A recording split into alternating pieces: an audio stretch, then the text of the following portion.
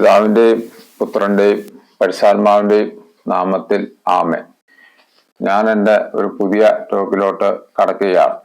ഇന്നത്തെ എൻ്റെ വിഷയം എന്ന് പറയുന്നത് പ്രാർത്ഥനയുടെ മറുപടി പെട്ടെന്ന് കിട്ടാത്തത് എന്തുകൊണ്ട് എന്നതാണ്. യഹോവ ന്യായവിധിയുടെ ദൈവമായതുകൊണ്ട് തൻ്റെ വചനത്തിന് വിരുദ്ധമായി മനുഷ്യരെ അനുഗ്രഹിക്കുവാൻ തനിക്ക് കഴിയുകയില്ല. എന്നാൽ അവർ നീതി നിവർത്തിക്കുമ്പോൾ തൻ്റെ വചനത്തിൻ്റെ അവസാനത്തെ അക്ഷരം വരെ പാലിച്ച് അവരെ അനുഗ്രഹിക്കുകയും ചെയ്യും. എപ്പോഴും നമ്മുടെ പ്രാർത്ഥനയ്ക്കുള്ള മറുപടി ഉടനടി കിട്ടിയെന്ന് വരില്ല. യാക്കോബിന് ദൈവത്തോട് രാത്രി മുഴുവനും മല്ലി പിടിക്കേണ്ടി വന്നു. ആരംഭത്തിലെ തന്നെ അവന് അനുഗ്രഹം ലഭിച്ചില്ല. ഉഷസ്സാകുമ്പോഴാണ് അവന് അനുഗ്രഹം ലഭിച്ചത്. കനാന്യ സ്ത്രീ തൻ്റെ മകളുടെ ഭൂതോപദ്രവത്തിൽ നിന്നുള്ള വിടുതലിനായി കർത്താവിന്റെ പിന്നാലെ കരഞ്ഞുകൊണ്ട് ഏറെ നേരം ചെല്ലേണ്ടി വന്നു. വിശുദ്ധ പൗലോസ് തൻ്റെ ശരീരത്തിലെ മുള്ളു മാറി കിട്ടേണ്ടതിന് 3 പ്രാവശ്യം കർത്താവിനോട് അപേക്ഷിച്ചു. എന്നിട്ടും അത് മാറിയില്ല. നിനക്ക് എൻ്റെ കൃപ മതി എന്നാണ് കർത്താവ് ഉത്തരം പറഞ്ഞത്. നാം ചോദിക്കുന്നവ നമുക്ക് തരണമോ വേണ്ടയോ എന്ന് തീരുമാനിക്കാനുള്ള ദൈവത്തിന്റെ ശക്തിയും മഹത്വവും കാണിക്കേണ്ടതിന് താമസിക്കുന്നു. അങ്ങനെ താമസിക്കുന്ന വിഷയങ്ങളിലൊക്കെ നമുക്ക് കൂടുതൽ അനുഗ്രഹം ലഭിക്കുമെന്നുള്ളത് നിശ്ചയമാണ്. ചില സന്ദർഭങ്ങളിൽ നമ്മിലുള്ള കുറവുകളെയും കുറ്റങ്ങളെയും അകറ്റിയിട്ട് നമ്മോട് കരുണ കാണിക്കേണ്ടതിനായും താമസം നേരിടും. പൂർണ്ണമായി ദൈവത്തിൽ ആശ്രയിക്കാതെ യാചിക്കുന്ന വിഷയങ്ങളുടെ മറുപടിയും ചിലപ്പോൾ താമസിച്ചെന്ന് വരും. നമ്മുടെ പ്രാർത്ഥന ദൈവസന്നിധിയിൽ എത്തുമ്പോൾ തന്നെ മറുപടി ഉണ്ടായാലും ശത്രു നമ്മുടെ നന്മയെ ചിലപ്പോൾ തടഞ്ഞു വെക്കാനും സാധ്യത ഉണ്ട്. ദാനിയേലിന്റെ പ്രാർത്ഥനയുടെ ആരംഭത്തിൽ തന്നെ മറുപടി അയച്ചെങ്കിലും പാഴ്സി പ്രഭു ഗബ്രിയേൽ ദൂതനെ തടഞ്ഞ സംഭവം ബൈബിളിലുണ്ട്. പിശാചിനെ എതിരിടാനുള്ള ക്രമീകരണങ്ങൾ ചെയ്ത ശേഷം 3-ാം ആഴ്ചയിലാണ് ദൂതൻ ദാനിയേലിന്റെ അടുത്ത് എത്തിയത്. ആകയാൽ പ്രിയ വിശ്വാസിയെ, നിന്റെ പ്രാർത്ഥനയുടെ മറുപടി താമസിക്കുന്നെങ്കിലും അത് നിരസിക്കപ്പെടുന്നില്ല. മടുത്തു പോകാതെ പ്രാർത്ഥിക്കുക. ഒരു ദിവസം നിന്റേതായിരിക്കും. അത് അനുഗ്രഹങ്ങളുടെയും സന്തോഷത്തിന്റെയും നാളുകളായിരിക്കും. അതിനായി നമുക്ക് കാത്തിരിക്കാം. ഇത്രയും നേരം ഞാൻ പറഞ്ഞതിന്റെ രത്നച്ചുരുക്കം ഇതാണ്. നമ്മുടെ പ്രാർത്ഥനയ്ക്ക് മറുപടി കിട്ടാതെ ഇരിക്കാൻ പല കാരണങ്ങളുണ്ട്. അതിൽ ഒന്നാമത്തെ കാരണം എന്ന് പറയുന്നത് പാപമാണ്. നമുക്ക് മാരക പാപം ഉണ്ടെങ്കിൽ നമ്മൾ എത്ര പ്രാർത്ഥിച്ചാലും നമ്മുടെ പ്രാർത്ഥന ദൈവം കേൾക്കുകയില്ല. അതുകൊണ്ട് മാരകപാപം ചെയ്തിട്ടുണ്ടെങ്കിൽ ക്രിസ്ത്യാനികളാണെങ്കിൽ നല്ലൊരു കുമ്പസാരം നടത്തി പാപമോചനം നേടണം.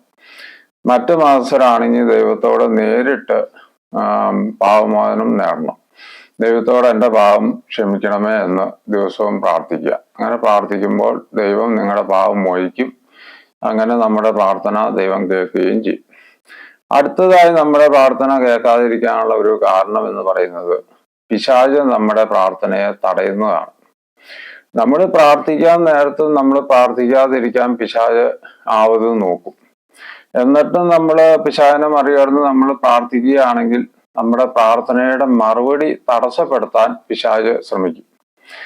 അത് നമ്മൾ ദൈവത്തിന് മുമ്പിലാണ് പ്രാർത്ഥിക്കുന്നതെങ്കിലും കുറച്ചു നാളത്തേക്കൊക്കെ നമ്മുടെ പ്രാർത്ഥനയുടെ മറുപടി തടസ്സപ്പെടുത്താൻ പിശാചിന് പറ്റും എന്ന് ബൈബിളിൽ നിന്ന് വളരെ വ്യക്തമാണ്. അതുകൊണ്ട് പിശാച് നമ്മുടെ പ്രാർത്ഥനയെ തടഞ്ഞു നിൽക്കുകയാണെങ്കിൽ നമ്മൾ ദൈവത്തോട് കൂടുതൽ പ്രാർത്ഥിക്കുക. അപ്പൊ പിശാച് മാറി നമ്മുടെ പ്രാർത്ഥനയുടെ മറുപടി വരും. അടുത്തതായിട്ട് നമ്മുടെ പ്രാർത്ഥനയ്ക്ക് മറുപടി കിട്ടാതിരിക്കാനുള്ള ഒരു കാരണം എന്ന് പറയുന്നത് ശാപങ്ങളാണ്.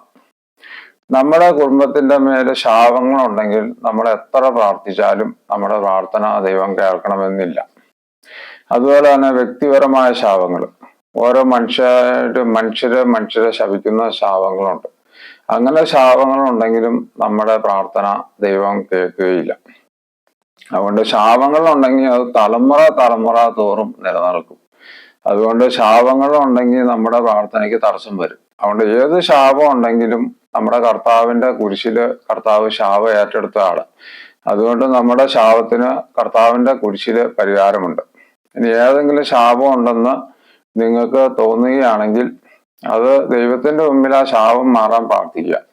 എന്നിട്ട് ഇങ്ങനെ പ്രത്യേകം പ്രാർത്ഥിക്കുക: എൻ്റെ മേലുള്ള ശാപം, എൻ്റെ കുടുംബത്തിന്മേലുള്ള ശാപം, അത് കർത്താവിന്റെ കുരിശുമരണത്തോട് ചേർത്ത് ഞാൻ കാഴ്ചവെക്കുന്നു എന്ന് ഒരു 10-20 പ്രാവശ്യം പ്രാർത്ഥിക്കുക. അങ്ങനെ നമ്മൾ പല പ്രാവശ്യം പ്രാർത്ഥിക്കുമ്പോൾ നമ്മുടെ ശാപങ്ങൾ പൊട്ടും. അങ്ങനെ ശാപങ്ങൾ പൊട്ടിക്കഴിഞ്ഞാൽ നമ്മുടെ പ്രാർത്ഥന ദൈവം വേഗം കേൾക്കും. ഈ ശാപങ്ങൾ എത്ര തലമുറ കഴിഞ്ഞാലും ശാപങ്ങൾ മാറുകയില്ല, അത് മാറ്റിയില്ലെങ്കിൽ. ദാവീദ് രാജാവ് പണ്ട് ഒരു മലയെ ശപിച്ച ഒരു സംഭവം ബൈബിളിലുണ്ട്. ഇന്നിപ്പം നൂറ്റാണ്ടുകൾ കഴിഞ്ഞു, എന്നിട്ടും ആ മലയില് ഒന്നും ഉണ്ടാവില്ല. ദാവീദ് രാജാവ് വന്ന് ശപിച്ചത് ആ മലയിൽ ഒന്നും ഉണ്ടാവാതിരിക്കട്ടെ എന്നായിരുന്നു. എത്ര ഗവൺമെന്റ് അവിടുത്തെ മണ്ണ് മാറ്റിയിട്ടിട്ട് ആ മലയിൽ നട്ടുനോക്കി, എന്നിട്ടും ഒന്നും ഉണ്ടാവുകയില്ല. അതുകൊണ്ട് എത്ര തലമുറ കഴിഞ്ഞു, എന്നിട്ടും ആ ശാപം മാറിയിട്ടില്ല. അപ്പൊ ഇങ്ങനെയുള്ള ശാപങ്ങൾ ഉണ്ടെങ്കിൽ നമ്മുടെ പ്രാർത്ഥന ദൈവം കേൾക്കുകയില്ല. നമ്മൾ ശാപം മാറ്റിക്കഴിഞ്ഞാൽ മാത്രമേ നമ്മുടെ പ്രാർത്ഥന ദൈവം കേൾക്കുകയുള്ളൂ. അടുത്തായി നമ്മുടെ പ്രാർത്ഥന കേൾക്കാതിരിക്കാൻ ഒരു കാരണം എന്ന് പറഞ്ഞാൽ വിശ്വാസക്കുറവാണ്. നമ്മൾ ഒരു കാര്യം ദൈവത്തോട് പ്രാർത്ഥിച്ചു കഴിയുമ്പോൾ അത് ദൈവം നടത്തി തരും എന്ന് ഉറച്ച് വിശ്വസിക്കണം. നമ്മുടെ വിശ്വാസത്തിലൊട്ടും പിന്നോട്ട് പോകാൻ പാടില്ല. ചിലര് പ്രാർത്ഥിക്കുന്നുണ്ട്, ദൈവത്തിന് സാധിക്കുമെങ്കിൽ നടത്തി തന്നെ എന്ന് പ്രാർത്ഥിക്കുന്നത് കേട്ടിട്ടുണ്ട്. അങ്ങനെ ഒരിക്കലും പ്രാർത്ഥിക്കരുത്. കാരണം ദൈവത്തിന് അസാധ്യമായ ഒന്നുമില്ല. അതുകൊണ്ട് ദൈവമേ ഇത് നടത്തി തരണം എന്ന് ഉറപ്പിച്ച് പ്രാർത്ഥിക്കണം. അല്ലാതെ ദൈവമേ സാധിക്കുമെങ്കിൽ ഇത് നടത്തി തന്നെ എന്ന് പ്രാർത്ഥിക്കരുത്. നമ്മുടെ കർത്താവിനോട് സാധിക്കുമെങ്കിൽ ഇത് നടത്തി തന്നെ എന്ന് പറയുമ്പോൾ കർത്താവിന് ദേഷ്യം വരുന്ന രംഗം ബൈബിളിലുണ്ടല്ലോ. അതുകൊണ്ട് നമുക്ക് സാധിക്കുമെങ്കിൽ എന്ന് ദൈവത്തോട് പറയരുത്, ദൈവത്തിന് എല്ലാം സാധിക്കും.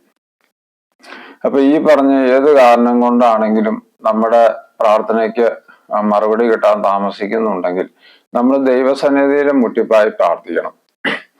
പ്രാർത്ഥനയുടെ ഒരു പ്രധാന രഹസ്യം ഞാൻ പറയാം.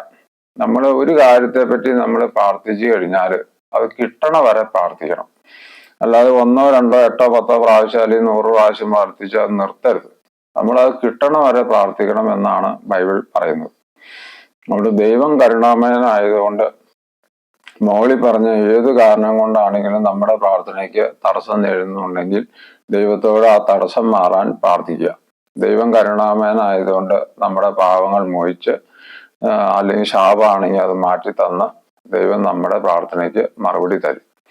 ഇനി നിങ്ങൾ എത്ര പ്രാർത്ഥിച്ചിട്ടും മറുപടി കിട്ടുന്നില്ല എന്നുണ്ടെങ്കിൽ പ്രാർത്ഥനയ്ക്ക് മറുപടി തരുന്ന ഒരു പ്രാർത്ഥനാകാരനെ നിങ്ങൾ സമീപിക്കുക. ആ പ്രാർത്ഥനാകാരന്റെ സഹായത്തോടു കൂടി നമുക്ക് നമ്മുടെ പ്രാർത്ഥനകൾക്ക് മറുപടി കിട്ടുന്നതാണ്. ബൈബിളിൽ നമ്മൾ പല കാര്യങ്ങളും ദൈവം തന്നെ പറയുന്നുണ്ടല്ലോ. എൻ്റെ ആവശ്യത്തിന് പ്രാർത്ഥിക്കട്ടെ, അപ്പൊ ആ പ്രാർത്ഥന കേൾക്കും എന്ന് ദൈവം തന്നെ ബൈബിളിൽ പല പ്രാവശ്യം പറയുന്നുണ്ട്. അതുകൊണ്ട് ചിലരുടെ ഒരു വിചാരം എന്നാന്ന് വെച്ച് കഴിഞ്ഞാല് ദൈവം എല്ലാവരുടെയും അല്ലേ, അപ്പൊ നമ്മളങ്ങ് പ്രാർത്ഥിച്ചാൽ ദൈവം കേൾക്കില്ലേ, പിന്നെ എന്തിനാണ് പ്രാർത്ഥനാക്കാരുടെ അടുത്ത് പോകേണ്ട കാര്യം എന്നൊക്കെ പറയുന്നവരെ കേട്ടിട്ടുണ്ട്. അത് ബൈബിള് ശരിക്കും പഠിക്കാത്തത് കൊണ്ടാണ് അങ്ങനെ പറയുന്നത്. ദൈവം തന്നെ ബൈബിളിൽ ജോബിനോട്